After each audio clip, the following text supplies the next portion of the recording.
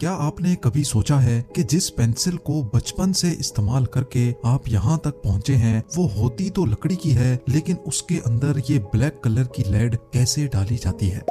या फिर गाड़ी में लगे एयरबैग्स जो रोजाना हजारों लोगों की जान बचाते हैं, वो एक्सीडेंट के वक्त इतना जल्दी कैसे फूल जाते हैं। और सबसे बढ़कर ये कि इतिहास का सबसे पहला एयरबैग कब और क्यों बनाया गया था। डेली लाइफ में हम बहुत सारी ऐसी चीजें इस्तेमाल करते हैं जिनका फायदा तो हमें मालूम होता है, लेकिन उनको कितनी मेहनत और किस टेक्निक से तैयार किया जाता है ये हम में से शायद बहुत कम लोगों को मालूम हो। तो आइए देखते हैं 5 ऐसी प्रोडक्ट्स का मैन्युफैक्चरिंग प्रोसेस जो हम तकरीबन रोजाना ही इस्तेमाल करते हैं। एयरबैग का सबसे पहला ख्याल 1950 में एक इंडस्ट्रियल इंजीनियर को आया था, जब वो अपनी फैमिली के साथ ट्रैवल कर रहा था और एक एक्सीडेंट का शिकार हो गया। उस हादसे में सबकी जान तो बच गई, लेकिन इस वाक़े ने उस इंजीनियर को एयरबैग बनाने का आइडिया दिया। 2 सालों के बाद उसने एक ऐसा एयरबैग बनाया जिसमें कंप्रेस्ड एयर के सिलेंडर की मदद से हवा भरती थी, लेकिन मसला ये था कि इस प्रोसेस में काफी टाइम लगता था और हादसे के वक्त टाइम ही तो बहुत कम होता है। अगले कई सालों तक इस मसले का कोई खास सॉल्यूशन ना निकल सका, लेकिन फिर 1967 में एक अमेरिकन इंजीनियर को आइडिया आया। उसने एयरबैग को एक केमिकल एक्सप्लोसिव से पैदा होने वाली गैस से भरने का फैसला किया। एयरबैग के अंदर मौजूद केमिकल सोडियम एजाइड होता है, जिसको गाड़ी में लगा क्रैश सेंसर एक्सीडेंट के वक्त एक इलेक्ट्रिकल सिग्नल देता है। इलेक्ट्रिकल सिग्नल से इस केमिकल में एक धमाका होता है जिससे नाइट्रोजन गैस रिलीज होती है और वो एयरबैग को फौरन फूला देती है। क्रैश होने से लेकर एयरबैग के फूलने तक हैरत अंगेज तौर पे सिर्फ 20 मिली सेकेंड्स का टाइम लगता है, यानी जितना टाइम पलक झपकने में लगता है उतने टाइम में एयरबैग 5 मर्तबा फूल सकता है। एयरबैग का मटेरियल भी काफी खास होता है, जिसको 1 पीस में बनाया जाता है। दूसरे फैब्रिक्स के मुकाबले में ये मटेरियल काफी मोटा रखा जाता है। एक वक्त में 1000 नायलॉन के धागों से ये मटेरियल बनाया जाता है। अगर इस प्रोसेस में एक भी धागा टूट गया तो सेंसर फौरन मशीन को बंद कर देता है। बेशक ये मशीन बहुत फास्ट चलती है, लेकिन फिर भी ये 1 घंटे में सिर्फ 8 मीटर फैब्रिक बनाती है। एक तरफ फैब्रिक बनता रहता है और दूसरे एंड पे ये वाइंड भी होता रहता है। ये प्रोसेस कंप्लीट होने के बाद फैब्रिक को धोया जाता है। धुलने के बाद फैब्रिक गीला होता है, लिहाजा इसको अब गर्म रोलर्स के ऊपर से गुजारकर सुखाया भी जाता है और प्रेस भी किया जाता है। क्योंकि एयरबैग के अंदर गैसेस का प्रेशर बनता है, इसी वजह से इसको एयर टाइट करने के लिए इस पर सिलिकॉन की कोटिंग की जाती है। कंप्यूटराइज्ड रोलर्स फैब्रिक पे अच्छी तरह सिलिकॉन को फैला देते हैं, जिसके बाद फैब्रिक को बड़े बड़े ओवंस में से गुजारा जाता है ताकि सिलिकॉन अच्छी तरह ड्राई हो जाए। और अब बारी आती है मुख्तलिफ शेप और मुख्तलिफ साइज के एयरबैग्स की कटिंग की। कंप्यूटर ऑपरेटेड मशीन हर एयरबैग को एक ही साइज के हिसाब से काटती है। फाइनल इंस्पेक्शन के बाद एयरबैग की सिलाई की जाती है और फिर आखिर में इसकी टेस्टिंग। अब बात करते हैं एल्युमिनियम फॉयल की। एल्युमिनियम फॉयल इतना पतला होता है कि थोड़ा सा भी प्रेशर इसको फाड़ सकता है, लेकिन क्या आपने कभी सोचा है कि एल्युमिनियम के भारी भरकम ब्लॉक्स को इतनी पतली शीट में कैसे कन्वर्ट किया जाता है। सबसे पहले प्योर एल्युमिनियम के छोटे छोटे पीसेस, जिनको इंगेट्स भी कहा जाता है, इनको फर्नेस में मेल्ट किया जाता है। 27,000 kg एल्युमिनियम को मेल्ट होने में 8 घंटे लगते हैं, जिसके बाद लिक्विड एल्युमिनियम को फिल्टर करके साफ किया जाता है। इस मेल्टेड एल्युमिनियम को डाई में डालकर ठंडा किया जाता है और इस तरह की शक्ल दी जाती है। एल्युमिनियम का एक एक ब्लॉक 7.5 टन वजनी होता है, जिसको क्रेन की मदद से उठाकर मिलिंग मशीन पर रखा जाता है। इस मशीन में गर्म रोलर्स होते हैं जो इस एल्युमिनियम ब्लॉक को आहिस्ता आहिस्ता पतला करते जाते हैं। हर एक चक्कर के बाद ये रोलर्स एक दूसरे के करीब आ जाते हैं। 45 सेंटीमीटर मोटे एल्युमिनियम ब्लॉक को हैरत अंगेज तौर पे सिर्फ 15 बार मशीन से गुजारने के बाद इसको 5 सेंटीमीटर तक प्रेस कर दिया जाता है। इसके बाद इस 5 सेंटीमीटर शीट को फॉयल शीट जितना पतला करने के लिए अलग मिलिंग मशीन से गुजारा जाता है।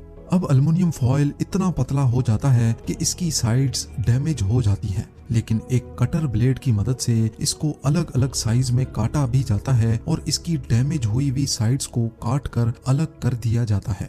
मशीन के दूसरे एंड पे फिनिश्ड प्रोडक्ट यानी एल्युमिनियम फॉयल के रोल वाइंड होते जाते हैं, जो अब इस्तेमाल के लिए बिल्कुल तैयार हैं। आइए अब जानते हैं बुलेट प्रूफ ग्लास के मैन्युफैक्चरिंग प्रोसेस के बारे में। एक 9mm बुलेट इतनी पावरफुल होती है कि वो स्टील की मोटी प्लेट में ही आर पार सुराख कर देती है, तो आखिर वो बुलेट प्रूफ ग्लास में सुराख क्यों नहीं कर पाती? बुलेट प्रूफ ग्लास में ऐसी क्या खास बात होती है जिससे बुलेट इसको क्रॉस नहीं कर सकती? सबसे पहले एक नॉर्मल ग्लास को ओवन में डालकर बेंड किया जाता है, क्योंकि बेंड ग्लास एक सीधे या स्ट्रेट ग्लास के मुकाबले में ज्यादा स्ट्रॉन्ग होता है। उसके बाद 4 बेंट ग्लास को एक दूसरे के ऊपर रखा जाता है, लेकिन उनके बीच में पीवीबी की एक शीट डाली जाती है। ये खास शीट ना सिर्फ इन ग्लास को आपस में जोड़ कर रखती है, बल्कि ये इन ग्लास को ठोस भी बना देती है। 4 बेंट ग्लास और 3 पीवीबी शीट्स के इस सैंडविच की साइडों को टेप करके इसके ऊपर प्लास्टिक शीट चढ़ाई जाती है, जिसको अच्छी तरह एयर टाइट कर दिया जाता है। अब बारी आती है इसमें से हवा निकालने की। एक वैक्यूम पंप की मदद से इस प्लास्टिक रैप के अंदर से सारी हवा निकाल दी जाती है और फिर इसको एक बड़े कंटेनर में डाल दिया जाता है। इस कंटेनर में हवा का दबाव हमारे एटमॉस्फेयर से 10 गुना ज्यादा होता है और इसका टेम्परेचर 278 डिग्री सेल्सियस रखा जाता है। ये गर्माइश और प्रेशर पीवीबी और ग्लास को एक दूसरे के साथ फ्यूज कर देता है। जो पहले 4 ग्लास और 3 पीवीबी शीट्स थी, वो अब सब फ्यूज होकर एक यूनिट बन जाती हैं और अब ये single sheet bullet proof glass कहलाती है। बुलेट प्रूफ ग्लास पे अगर 9mm बुलेट से टेस्ट किया जाए तो शुरू की लेयर्स गोली की एनर्जी को पूरे ग्लास पे फैला देती हैं और बीच वाली पीवीबी शीट गोली को रोक लेती है, जबकि सबसे आखिर वाली ग्लास शीट तक बुलेट पहुंच ही नहीं पाती। अब बात करते हैं पेंसिल्स के बारे में, जिसको अक्सर लेड पेंसिल भी कहा जाता है। असल में इसके अंदर लेड नहीं होता, बल्कि ये ग्रेफाइट होता है जो कागज पे अपना ब्लैक इमेज छोड़ देता है। इतिहास में पहली पेंसिल ईयर 1630 में बनाई गई थी। क्योंकि ग्रेफाइट और लेड देखने में लगभग एक जैसे ही लगते हैं, इसी वजह से पहले लोग समझते थे कि पेंसिल में लेड डाला जाता है। ये कंफ्यूजन ईयर 1789 में क्लियर हो गई, लेकिन अभी तक अक्सर लोग पेंसिल को लेड पेंसिल ही कहते हैं। जिस तरह पेंसिल की हिस्ट्री बहुत इंटरेस्टिंग है, इसी तरह इसका मैन्युफैक्चरिंग प्रोसेस भी। सबसे पहले ग्रेफाइट और क्ले का मिक्सचर बनाया जाता है। ये क्ले जब सॉफ्ट ही होती है तो इसको प्रेशर की मदद से लेड की साइज के सुराखों से गुजारा जाता है। इस मशीन की मदद से बिल्कुल एक ही साइज की लेड्स निकलती जाती हैं। इन लेड्स को इकट्ठा करके ओवन में रख दिया जाता है ताकि ये ठोस हो जाए। कलर पेंसिल की लेड्स बनाने के लिए भी सेम प्रोसेस ही होता है, लेकिन सिर्फ उसमें ग्रेफाइट की जगह क्ले और कलर का इस्तेमाल किया जाता है। इसी वजह से नॉर्मली कलर पेंसिल की लेड्स मोटी भी रखी जाती हैं, क्योंकि वो आसानी से टूट जाती हैं। लेड्स बनाने के बाद अब बारी आती है पेंसिल बनाने की। 10mm की वुडन शीट्स पर मशीन की मदद से लेड की साइज जितनी नालियां बनाई जाती हैं। उसके बाद इन नालियों में इन लाइंस में ग्लू लगाई जाती है और फिर इसमें लेड्स को बिठाकर उसके ऊपर लकड़ी की शीट को रखा जाता है। अब इनको एक बड़े व्हील में डालकर अच्छी तरह सुखाया जाता है ताकि सैंडविच और लेड्स अच्छी तरह मजबूत हो जाएं। ये प्रोसेस कंप्लीट होने के बाद रुख किया जाता है मिलिंग मशीन का, जहां इस सैंडविच को मिलिंग मशीन इस तरह काटकर अलग अलग शेप की पेंसिल बनाती है।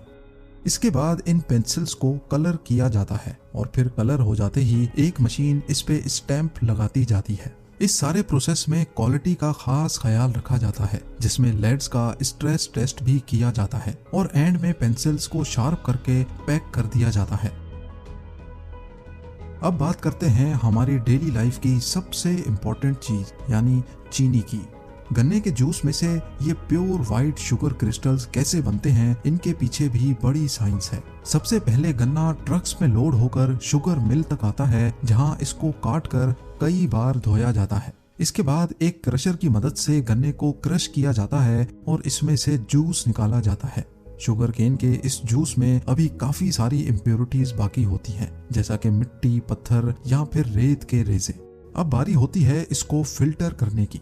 इसके लिए जूस को बॉईल किया जाता है और इसको लाइम के सॉल्यूशन में मिक्स किया जाता है। 6 घंटे मिक्स करने के बाद जूस का कलर ब्राउन से येलो हो जाता है और इस दौरान इसका पीएच लेवल भी नॉर्मल हो जाता है। अब इस जूस को 2 घंटे के लिए एक टैंक में डाला जाता है जहां इसके अंदर मौजूद सारी इम्प्योरिटीज, रेत, मिट्टी या पत्थर के जर्रे जूस से अलग हो जाते हैं और बॉटम पे जमा हो जाते हैं।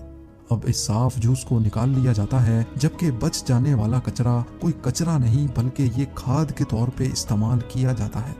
जूस अब बड़े बड़े बॉयलर्स में चला जाता है जहां उसको इतना ज्यादा बॉयल किया जाता है कि जूस में से पानी एवोपरेट हो जाए और पीछे इस किस्म की थिक पेस्ट बच जाए।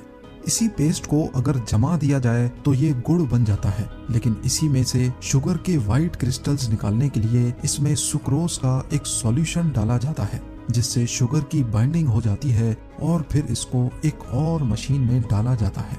ये मशीन किसी वॉशिंग मशीन की तरह काम करती है। जैसे वॉशिंग मशीन के टब में सुराख होते हैं और वो तेज घूमकर कपड़ों में से पानी को निकाल देती है, ठीक इसी तरह से ये मशीन भी काम करती है। इस प्रोसेस को सेंट्रीफ्यूज कहा जाता है।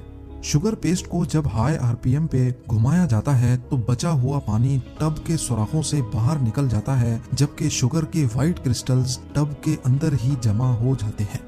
लेकिन शुगर के इन क्रिस्टल्स में अभी ह्यूमिडिटी काफी ज्यादा होती है। इसी वजह से इसको सूखने के लिए गर्म हवा से गुजारा जाता है, जिससे शुगर का ह्यूमिडिटी लेवल ड्रॉप हो जाता है।